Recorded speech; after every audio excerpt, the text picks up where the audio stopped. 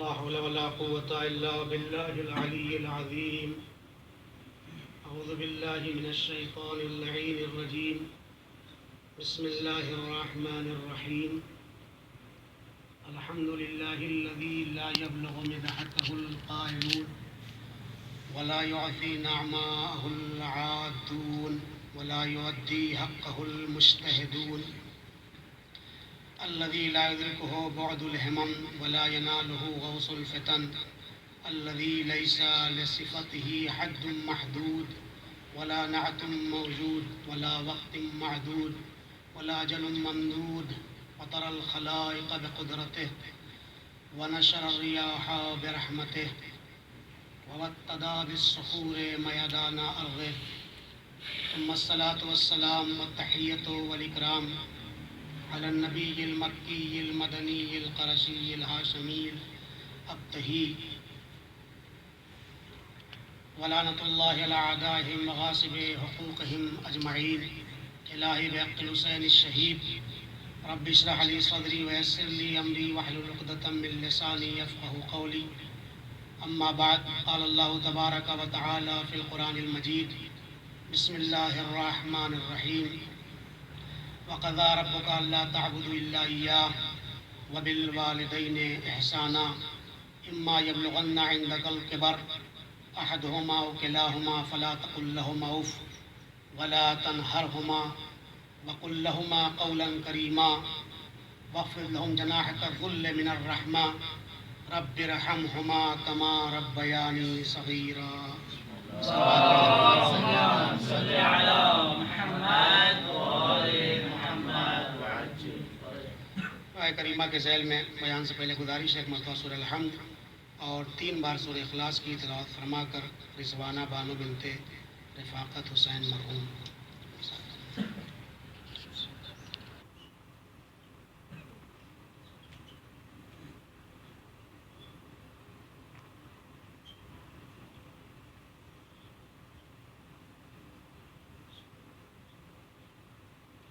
عظمت آل محمد پر مل جل کر ایک صلوات پڑھ دیں.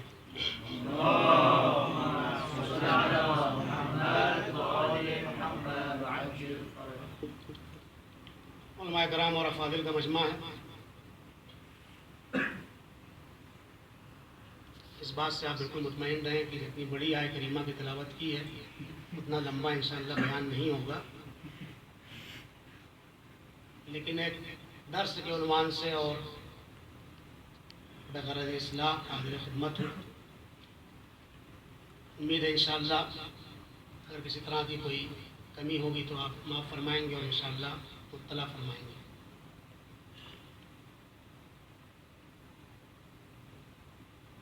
تمہیداً عرض کرنا چاہتا ہوں، اس وقت پوری دنیا کی آبادی 1 ارب سے بھی زائد ہے، 7 ارب سے بھی زائد ہے، جس میں 1 ارب سے بھی زائد مسلمان پائے جاتے ہیں. جن تمام مسلمانوں کا متفق علیہ فیصلہ یہ ہے کہ قرآن مجید معجزہ ہے،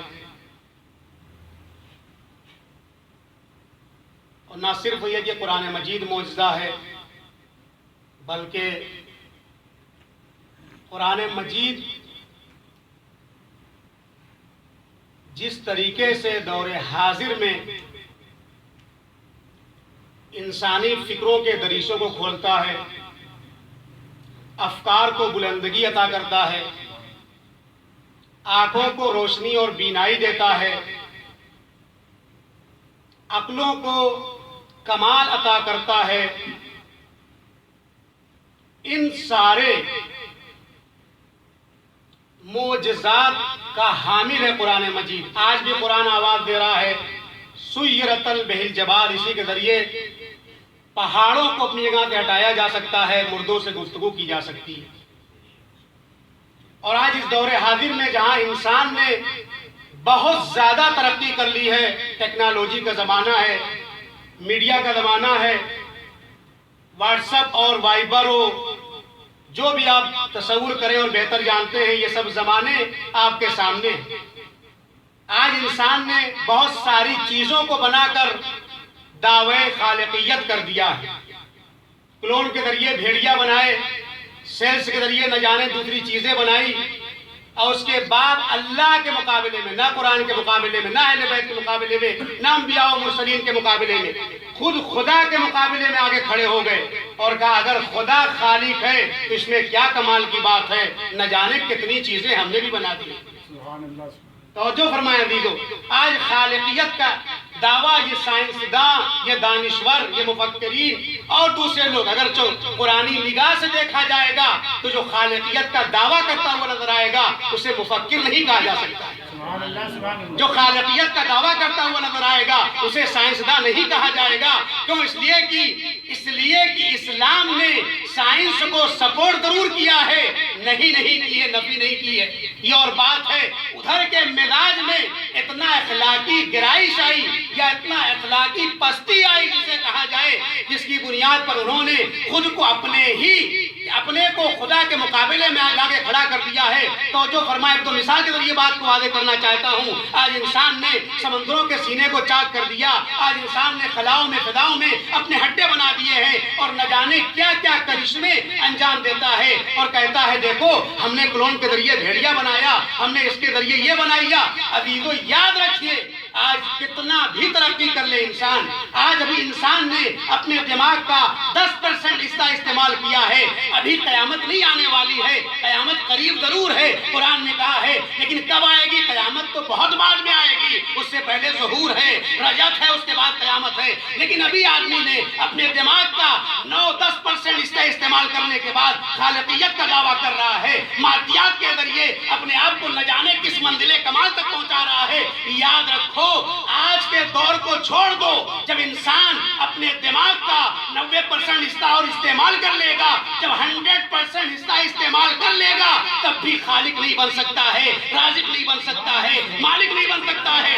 دلیل دے دوں، آج سائنسداں نے جتنی بھی ترقی کی ہے، آج یاد رکھیے گا جتنی ترقیاں ہیں، جتنی پیش رفتائیں ہیں، جتنی بھی ارتقائیں ہیں، یہ سب علم کی بدولت ہیں، اور قرآن مکمل علم ہے، اہل بیت مکمل علم ہے، قرآن کا صفحہ علم ہے، نقطہ علم ہے، اور سورہ علم ہے۔ اگر آپ دیکھیں ابتدا بھی علم ہے، انتہا بھی علم ہے، درمیان بھی علم ہے، پوری دنیا کا نچوڑ قرآن مجید میں ہے۔ اگر کوئی آگے کہتا ہے کیا قرآن سے پہلے علم نہیں تھا؟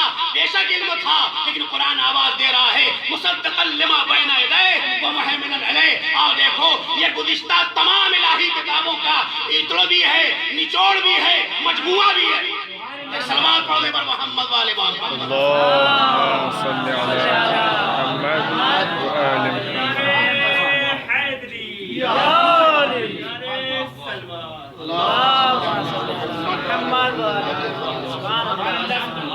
توجہ فرمایا آپ نے، آج 90% 10% استعمال کے بعد اتنا بڑا دعوی خالقیت کر رہا ہے۔ اب میں ان سائنسداں سے، ان مفکرین سے، ان دانشوروں سے یہ سوال کرنا چاہتا ہوں، تم نے جو کچھ بھی کیا خالقیت کا دعویٰ کیا اپنے علم کی بنیاد پہ کیا۔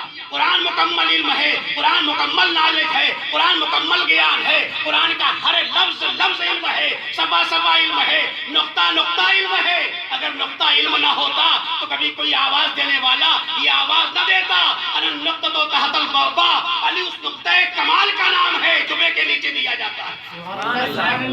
بس فرق کتنا ہے؟ فرق اتنا سا ہے جب تک علم خاموش رہتا ہے اسے قرآن کہا جاتا ہے، اور جب علم کو قوت گویائی مل جاتی ہے اسے آل محمد کہا جاتا ہے۔ صلوات پڑھ دیں بر محمد والے محمد پر۔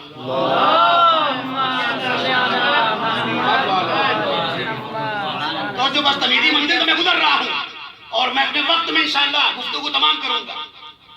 آج خالقیت کا دعویٰ کر رہا ہے، علامہ نقل نے اس کو لکھا ہے، آپ جا کر کے اگر حوالہ مانگتے ہیں تو میں دے رہا ہوں آپ کی خدمت میں۔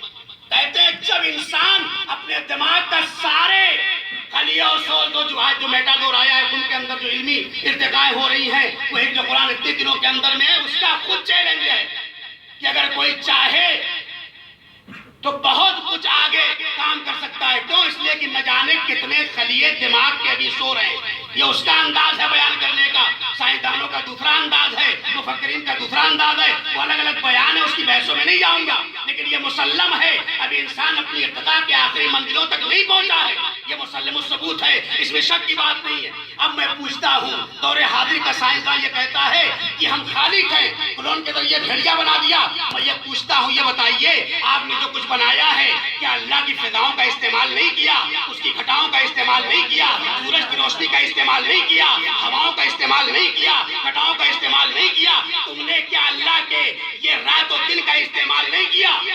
پلٹ کے آگے کہے گا نہیں ہم نے تو یہ سب کچھ استعمال کیا ہے۔ ہم یہ کہنا چاہتے ہیں خالقیت کا دعویٰ وہ کرے جو ان ساری چیزوں کو استعمال نہ کرے، نہ سورج کی روشنی کو لے نہ زمین کا استعمال کرے، نہیں۔ اسی لیے اللہ نے اپنے کو خالق نہیں کہا تنہا، کہا ہوا خالق السماوات کے ساتھ ساتھ لفظ بدی بھی استعمال کیا ہے، یعنی بظاہر دنیا والے اپنے آپ کو ہو سکتا ہے خالق بھی کہہ لے لیکن بدی اس سماوات والارض وہ ہو ہی نہیں سکتا۔ یہ سائنسدان صلوات پڑھنے پر محمد والے محمد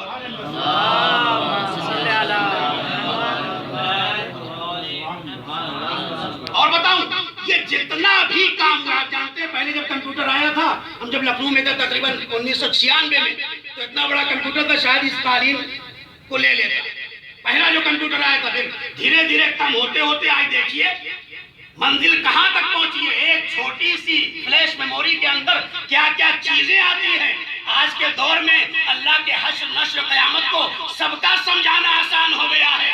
ہمیں جب ایک تم تھوڑی سی خالقیت کی جھلک تمہارے اندر ہے، حالانکہ واقعی خالق نہیں ہو تم اپنے آپ کو کہہ کے خوش ہو جاؤ تو تم کو ہم نے اتنی طاقت دے دی، ایک چھوٹی سی فلیش میموری کے اندر نہ جانے کتنے سالوں کی چیزیں تم پوشیدہ کر کے بعد میں ظاہر کر سکتے ہو۔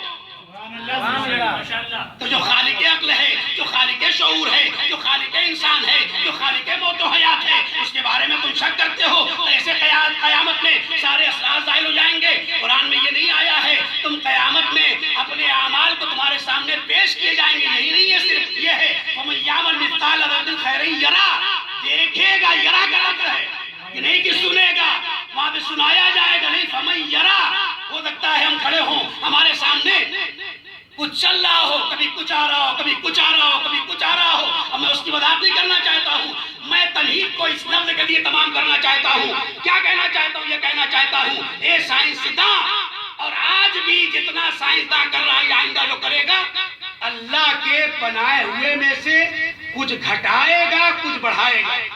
توجہ، یہی کمال ہے انسان کی تخلیق کا، کیا کچھ گھٹائے گا کچھ بڑھائے گا، ایک تیسری چیز بنا دے گا۔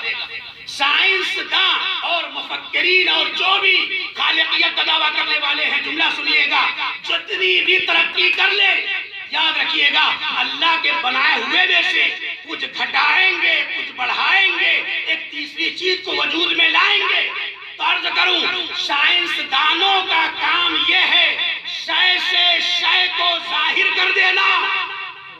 جو شے سے شے کو ظاہر کرتا ہے وہ سائنسداں ہوتا ہے، لیکن جو لا شے سے شے کو عالم وجود میں لے آئے، یا جملے کو ادا کر دوں، جو آدم سے وجود میں لائے، جو لا شے سے شے میں لائے، وہ خالق بھی ہے بدی بھی ہے۔ صلوات پڑھ دیں بر محمد والے محمد، اللہم صلی علی محمد آل محمد۔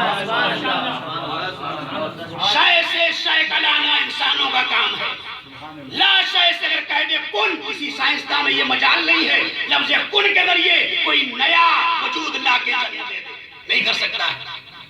تو یہ اور یہی کمال ہم نے آل محمد میں دیکھا، دنیا نے دیکھا۔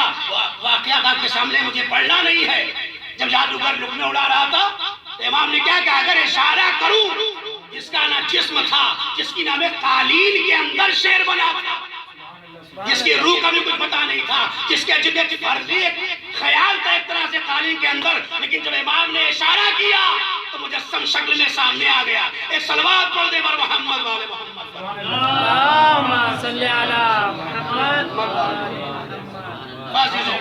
اسی قرآن میں کیا جو مکمل علم ہے ارشاد ہو رہا ہے، وَقَضَىٰ، تمہارے رب کا فیصلہ یہ ہے عبادت نہ کرو مگر یہ کہ اس کی عبادت کرو، اس نے تمہیں زیور وجود سے آراستہ کیا۔ تو دنیا کی رعنائیوں اور چمک دمک اور لوازمات میں اتنا مشغول نہ ہو جاؤ کہ اپنے خالق کو بھول جاؤ۔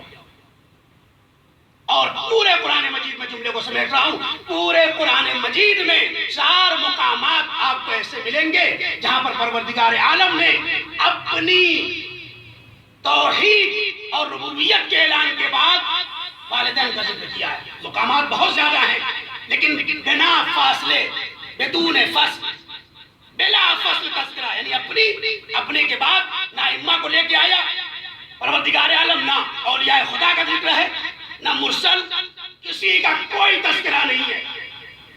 اپنی وحدانیت کے کلمے کے بعد اگر اقرار کرایا ہے تو حرمت ماں باپ، اس سے خود نہ نبی میں شمار ہے، ہمارے والدین کا نام انبیاء میں شمار ہے، نہ مرسل میں شمار ہے، کسی میں نہیں ہے. لیکن عجیب نقطہ ہے یہاں پر وحدانیت کے فوراً بعد والدین کا ذکر کرنا اس بات کی عکاسی کرتا ہے کوئی تو ایک ایسی صفت اور قدر مشترک پائی جاتی ہے جو خدا کے اندر بھی ہے، ان کے اندر بھی ہے. اس نے ماں کو، آج جانتے ہیں ماں کی مجلس ہے، ماں کی اہمیت بہت زیادہ ہے. اور یہ بھی عرض کروں جو ابھی تک میں نے تحقیق کی ہے اس میں تو کہیں نہیں ملا ہے، بقیہ کوئی اگر کرے تو مجھے بتائے. لفظ ماں، خود مامتا لفظ ماں کے اندر پوشیدہ ہے. آپ کوئی زبان اٹھا کے دیکھ لیجیے، ہندی میں، انگلش میں، اردو میں، امی، ماما، ممی، امی، مدر، دیکھیے لفظ میم سب میں مشترک ہے. خود اس بات کی عکاسی کرتا ہے کہ لفظ مدر، اور بھی زبانیں آپ دیکھیں گے تو آپ کو ملے گا. جو اصلی زبان ہے، فری زبان کی میں بات نہیں کر رہا ہوں، اس میں ایک لفظ مامتا کا لفظ گویا اس کے اندر خود پوشیدہ ہے. اور واقعاً اگر اللہ نے ماں کے پہلو میں بچے سے محبت کا جذبہ نہ رکھا ہوتا تو جتنا بچے پریشان کرتے ہیں یہ ماں اپنے بچے کو قتل تو کر دیتی، کبھی پیار نہ کرنا. آج ہم پوچھتے ہیں، یہ بتائیے ہم سے محبت ماں باپ زیادہ کرتے ہیں یا پروردگار عالم؟ تو ہم کو بظاہر یہی لگتا ہے کہ ماں ہم سے زیادہ محبت کرتی ہے. یہی تو ہے نا. ذرا سوچیں، خدا ہے اور ماں ہے، محبت ہم سے کون کرتا ہے؟ لگتا ہے احساسات کی دنیا میں، تجربات کی دنیا میں لگتا ہے کہ ماں زیادہ محبت کرتی ہے. جبکہ عزیزو میں نے عرض کیا اگر وہ ماں کے پہلو میں محبت نہ قرار دیتا تو یہ ماں بچے کو قتل کر دیتی، کبھی پیار نہ کرتا.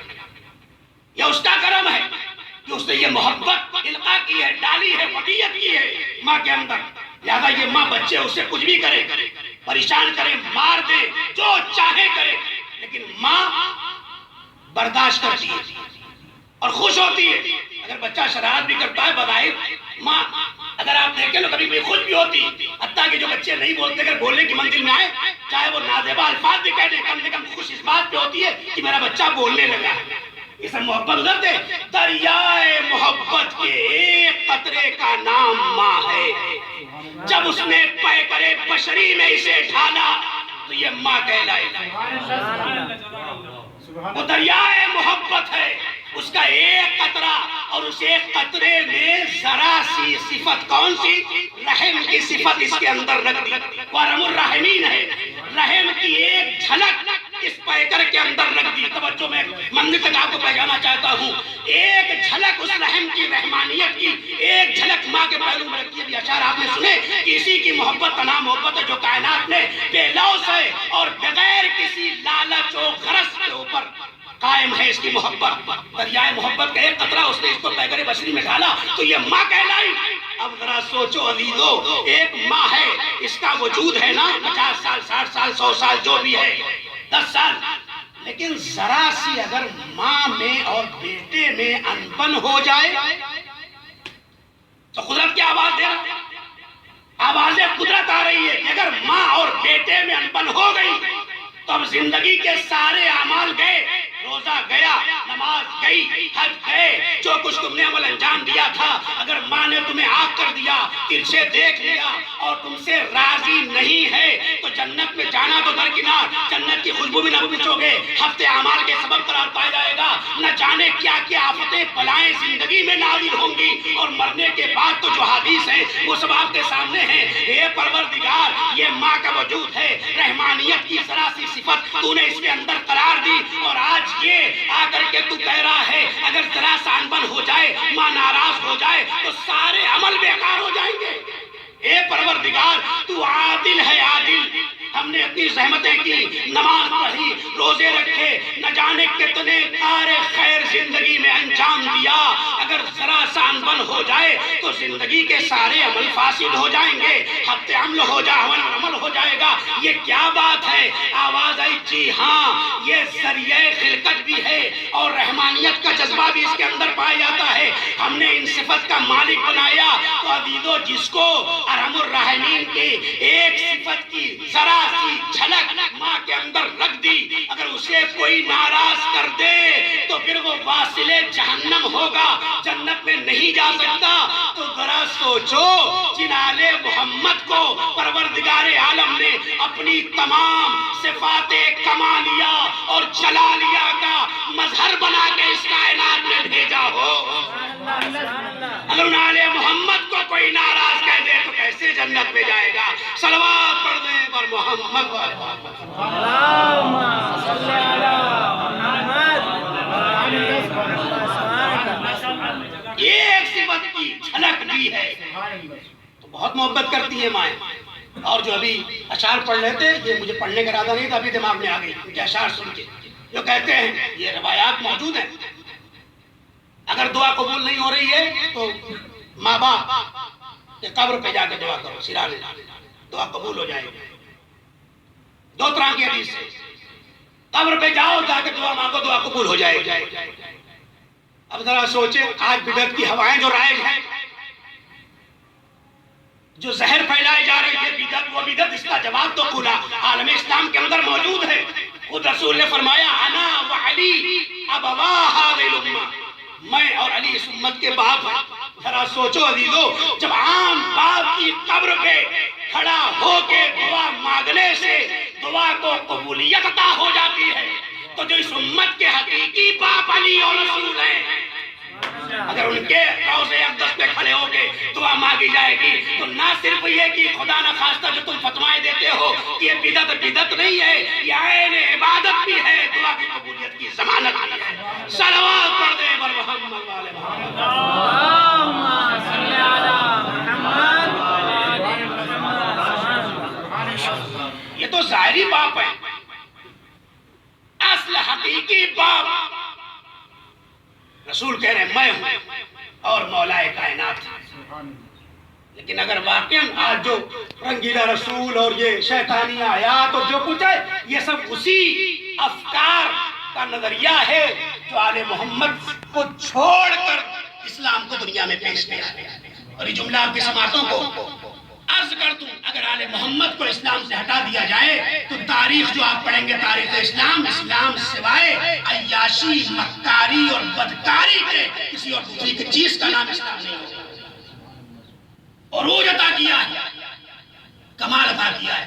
یہ ماں کی یعنی 4 مقام پورے قرآن مجید میں ایسے ہیں جہاں عظمت والدین توحید کے فوراً بعد تمہارے رب کا فیصلہ یہ عبادت کسی کے نہ کرو۔ اس کے بعد کیا اپنے تو ترجمہ آپ بہتر جانتے ہیں مجھ سے، بازوؤں کو جھکا لو، خدمت کرو، اور ان دونوں میں بھی یقیناً میں گفتگو تمام کرنا چاہتا ہوں، ان دونوں میں بھی جو زیادہ مستحق ہے وہ ماں ہے۔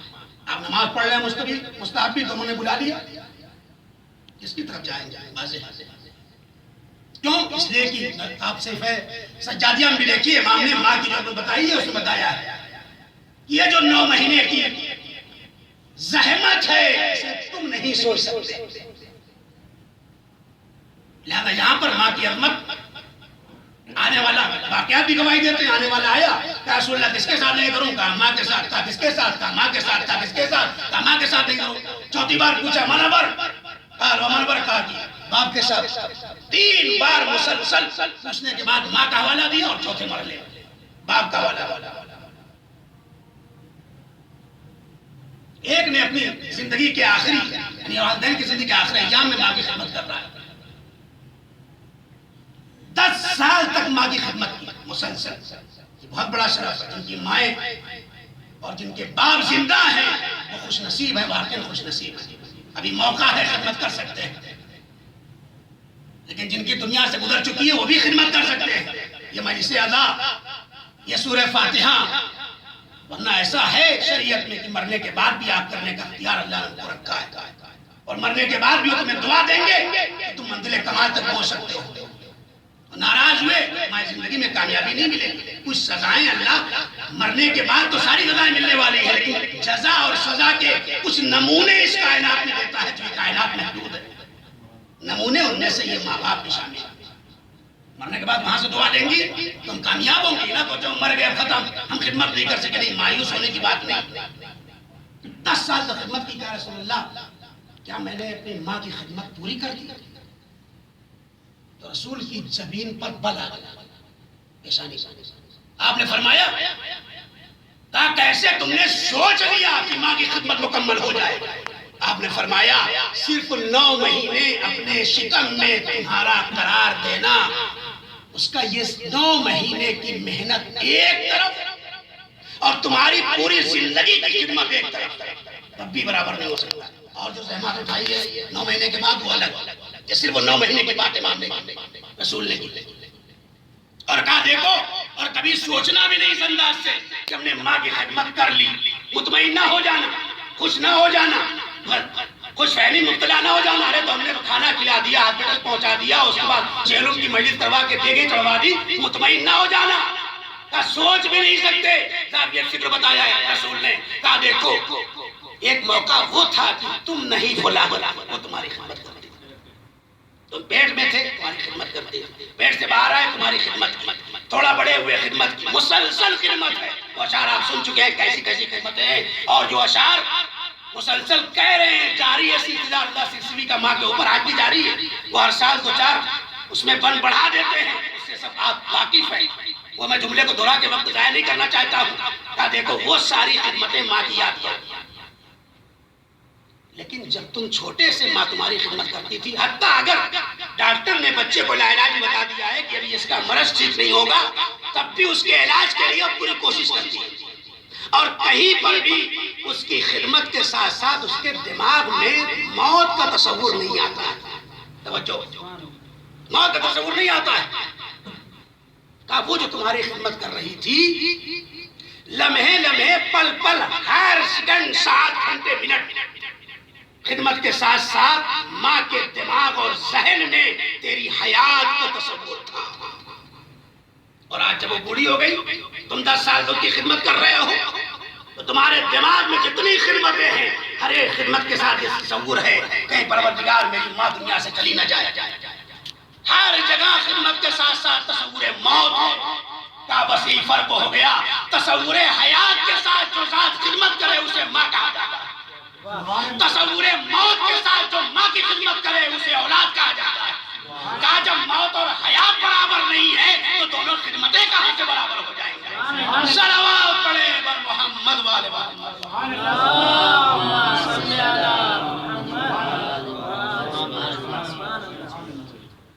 جب دونوں موت و حیات برابر نہیں تھی، خدمتیں کہاں سے برابر ہو جائیں گے؟ نہ جانے کتنے واقعات، ایک شخص آیا مسائل کی طرف آ رہا، بے حد گناہ کیے تھے، ماں مر چکی تھی، باپ زندہ تھا، کہا رسول اللہ کیا کروں، بے پناہ گناہ کیے۔ تو رسول نے اس سے کہا جاؤ باپ کی خدمت کرو۔ پہلے پوچھا ماں زندہ ہے؟ کہا نہیں۔ کہا جاؤ باپ کی خدمت کرو۔ کہا رسول اللہ میں نے گناہ کیا ہے، باپ کی خدمت کروں گا، ان دونوں میں کیا رابطہ ہے؟ کہا تم رابطے کو نہیں دیکھ رہے ہو، ہم دیکھتے ہیں، جتنا خدمت کرتے جاؤ گے گناہ تمہارے معاف ہوتے چلے جائیں گے۔ اور جب خدمت کر لی اور آیا، رسول اللہ میں مستقل اس کے بعد سے خدمت کر رہا ہوں، کیا میرے گناہ کم ہو رہے ہیں؟ کہا ہاں بالکل پروردگار عالم ارحم الراحمین تمہارے گناہوں کو کم کرنا چلا جائے۔ لیکن پھر رسول نے جملہ کہا لیکن کاش کہ تمہاری ماں زندہ ہوتی اور تم اس کی خدمت کرتے تو اس سے کہیں تیزی سے تمہارے گناہ معاف ہوتے۔ ہاں عزیزو، بہت وقت لیا آپ کا، واقعات آپ مجھ سے بہت بہتر طریقے سے واقف ہیں اور اس اقتباس سے بھی واقف ہیں، لیکن میں گفتگو کو اہتمام کرنا چاہوں گا۔ ایک ماں کے اصالِ ثواب کی مجلس سرزمین قم کے اوپر، اور ایک بیٹا ہے جو اپنی ماں کی مجلس برپا کر رہا ہے، یقیناً وہ والدین بھی انتہائی خوش نصیب ہیں جن کی ساری اولاد یا ایک اولاد میں سے ایک بیٹا یا ایک بیٹی اس آل محمد کا خدمت گزار قرار پا جائے تو یہ ماں کے لیے شرف ہے۔ دلیل میرے پاس ہے، عبداللہ مرشی نشی کے بارے میں ملتا ہے کہ وصیت نامے میں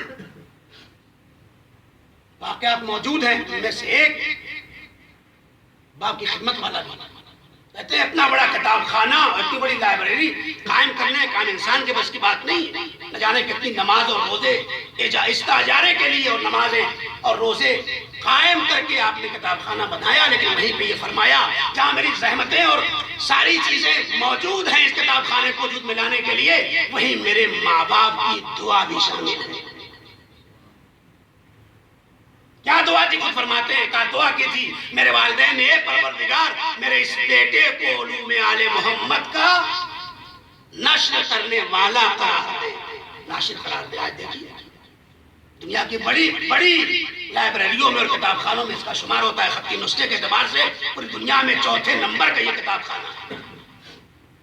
آج لوگ مراجعہ کرتے ہیں، محققین آتے ہیں، رجوع کرتے ہیں۔ تو عزیزو، جن کی مائیں زندہ ہیں انہیں خدمت کا موقع ہے، یقیناً کریں، لیکن جن کی مائیں اس دنیا سے چلی گئی ہیں یقیناً ہمیں اس طریقے سے ان کی خدمت کرنا چاہیے، تلاوت قرآن کے ذریعے، مجالس کے ذریعے۔ اور واقعات آپ سنے ہوئے، شب جمعرات میں آپ تشریف فرما ہیں، آپ دیکھیں آج شام میں لوگ شہید ہو رہے ہیں۔ تہران کا یہ واقعہ ہے، ایران عراق جنگ کے بعد جس کے 2 بیٹے اس جنگ میں شہید ہو گئے تھے، وہ تہران اپنے گھر سے نکلی اور چاہا کہ بہشت زہرا میں آ کے اپنے بیٹے کی قبر پر سورہ فاتحہ پڑھے۔ جب اٹھنے کے بعد چلی، جب گھر سے نکلی تو اس کے محلے میں پہچانتے تھے یہ شہید کی ماں ہے، 2 بیٹے اس کے شہید ہو گئے۔ بعض جگہ لکھا ہے 4 بیٹے، آپ 2 ہی بیٹے کو فرض کیجیے، لیکن جو لوگ پہچانتے تھے جب یہ گھر سے باہر نکلی تو لوگ احترام کے لیے کھڑے ہو گئے۔ جو دکاندار تھے دکان چھوڑ کے اس کے پاس آ گئے، میرے لیے دعا کر دو، آپ شہید کی ماں ہیں۔ اس زمانے میں جذبہ اور جوش اس سے کہیں زیادہ موجود تھا جو آج کے دور میں آپ دیکھ رہے ہیں۔ جیسے ہی کسی نے استقبال کیا اور آگے بڑھا، استقبال جیسے ہی کیا یہ فوراً رونے لگی، دھاڑے مار کے رونے لگی۔ اس نے پوچھا ہم آپ کا استقبال کر رہے ہیں، ہم آپ کا احترام کر رہے ہیں، یہ گریے کا کیا سبب ہے؟ اپنے مسائب عزیزو ذرا سماعت فرمایا، کہا یہ گریے کا کیا سبب ہے؟ کہا عزیزو میں جو گریہ کر رہی ہوں وہ بے مقصد نہیں کر رہی ہوں۔ کیا مقصد ہے؟ کہا میں جو گھر سے نکلی ہوں جا کر اپنے بیٹوں کی قبر پر سورہ فاتحہ پڑھوں گی، اس نیت سے میں گھر سے نکلی، لیکن جیسے گھر سے نکلی ابھی قبرستان نہیں پہنچی تھی، ابھی تو راستے میں ہوں، لوگ میرا استقبال کر رہے ہیں، لوگ میرے پاس آ رہے ہیں، تسلی دے رہے ہیں، لوگ میرے پاس آ کر میرا احترام کر رہے ہیں، مجھے رونا اپنے بچوں پہ نہیں آتا، میرے بچے شہید ہو گئے۔ کہا پھر کس پہ رو رہی ہو؟ کہا ارے میں اس بی بی زینب کے اوپر گریہ کر رہی ہوں جس کے دونوں بچوں کو کربلا کے میدان میں انتہائی بے دردی سے شہید کر دیا، اور شہادت کے بعد ہاتھوں میں رسیاں باندھ کر عزیزو کربلا سے کوفہ اور کوفے سے شام لے جایا گیا۔ یہ عورت مسائب پڑھنے لگی، کہا میں اس زینب کا ماتم کر رہی ہوں جس کے بچوں کی شہادت کے بعد کوئی ان کا استقبال کرنے والا نہیں تھا۔ شاید دنیا یہی سمجھے کوفے میں زینب کا استقبال کیا گیا۔ ہاں عزیزو میں بھی کہتا ہوں، لیکن کیسا استقبال تھا؟ ارے عورتیں چھتوں پر بیٹھ کر کوئی صدقے کی کھجوریں پھینک رہی تھی، آواز دیتی تھی زینب الصدقۃ علینا حرام، ارے میرے اوپر صدقہ حرام ہے، ہمارے اوپر صدقات کی بارش نہ کرو۔ ہاں عزیزو وہیں پر لکھا ہے کوفے سے جب شام میں پہنچے تو چوتھے امام کی زبانی اور مسند مسائب عزیزو میرا امام فرماتا ہے کہ شام میں مصیبتوں کا وہ عالم تھا کہ لوگ چھتوں پر بیٹھ کے آگ برسا رہے تھے، کبھی آگ ہماری طرف آتی تھی، کبھی ہماری پھوپھیوں کی طرف جاتی تھی۔ جزاکم اللہ خیر الجزا. خدا آپ کو کسی غم میں نہ رلائے سوائے غم سید الشہداء کے. ارباب ادا یہی گریہ مال مجلس ہے, یہی گریہ قیامت میں ہمارے کام آئیں گے. آزادارو اگر روایات میں ہے اگر فرش ادا پر آنکھوں سے آنسو نہ نکلے تو ہمیں بیٹھ کر اپنے گناہوں کا جائزہ لینا چاہیے. تو اس لیے کہ جب آنکھیں اور ہمارا نفس زیادہ گنہگار ہو جاتا ہے تو آنسوؤں کو روک دیتا ہے. میں کہوں گا اے فاطمہ زہرا جنت البقیع کی ٹوٹی ہوئی قبر کو چھوڑیے, ایک مرتبہ اس مجلس میں تشریف لائیے. آئیے دیکھیے یہ آپ کے بیٹے کے عزادار آپ کے بیٹے پر ماتم کرنے کے لیے جمع ہے, نوحہ دریاء جاری کر رہے ہیں. اے بی بی سیدہ آپ کی عظمتوں کا واسطہ ہمارے گناہوں کو بخشوا دیجئے تاکہ ہمارے گریے میں کمی نہ ہو. وَسَيَعْلَمُ الَّذِينَ ظَلَمُوا أَيَّ مُنقَلِبٍ يَنقَلِبُونَ إِنَّا لِلَّهِ وَإِنَّا إِلَيْهِ رَاجِعُونَ رضا بقضائه وتسلیما لأمره. خدایا محمد وآل محمد کا واسطہ اس قلیل عبادت کو شرف قبولیت عنایت فرما, پرچم اسلام کو سربلند فرما, کفر نفاق کے پرچم کو سرنگوں فرما, آپس میں اتحاد اور اتفاق کی توفیق عنایت فرما, آپ سے اختلاف اور انتشار کو دور فرما. خدایا جس مقصد کے لیے ہم یہاں پر حاضر ہوئے ہیں ہم سب کو اپنے مقصد میں کامیاب اور کامران عطا فرما. خدایا محمد اور ان کی آل پاک کا واسطہ جس مرحومہ کے لیے اس مجلس کو منعقد کیا, خدایا جو بھی ثواب آل محمد کے صدقے سے حاصل ہوا ہے یہ سارا ثواب مرحومہ کی خدمت میں پہنچے اور ان کے درجات عالی ہیں, عالی تر فرما. خدایا جملہ مرحومین پر اپنی رحمتیں کرامتیں اور مغفرتیں نازل فرما. خدایا محمد والے محمد کا واسطہ ہمارے والدین کے گناہوں کو بخش دے, انہیں اعلیٰ علیین میں اعلیٰ مقام عطا فرما. خدایا محمد اور ان کی آل پاک کا واسطہ پوری دنیا میں جہاں جہاں مسلمان شیعان آباد ہیں ان کی جان مال عزت و آبرو کی حفاظت فرما. خدایا محمد والے محمد کا واسطہ اسلامی دشمن طاقتیں جبل نصرہ یا اسرائیل یا داعش ان سارے ملعونوں کو واصل جہنم فرما. خدایا محمد والے محمد کا واسطہ جمہوریہ اسلامی ایران کی حفاظت فرما, رہبر معظم انقلاب اور آیت اللہ سیستانی اور دیگر مراجع کی حفاظت فرما. خدایا محمد اور ان کی آل پاک کا واسطہ خدایا محمد اور ان کی آل پاک کا واسطہ یوسف زہرا امام زمانہ علیہ السلام کے ظہور میں تعجیل فرما اور ہم سب کو ان کے آوان اور انصار میں شمار فرما. ایک مرتبہ سورہ الحمد اور 3 بار سورہ اخلاص کی تلاوت فرما کر رضوانہ بانو بنت رفاقت حسین اور جو آج حادثے میں جو لوگ شہید ہوئے ہیں واقعاً یا دنیا سے گزر گئے ہیں, ایک بڑا حادثہ ہے. پروردگار عالم پسماندگان کو صبر عطا فرمائے اور ان 5 یا 6 افراد جو دنیا سے گزر گئے ہیں ان کی ارواح کے لیے اور جو بھی لاوارث ہیں جن پر کوئی فاتحہ پڑھنے والا نہیں, علی کی تاریخ میں جو بھی بے گناہ شہید کیے جا چکے ہیں ان سارے مومن و مومنات اپنے اپنے والدات کے لیے سورہ فاتحہ کے ساتھ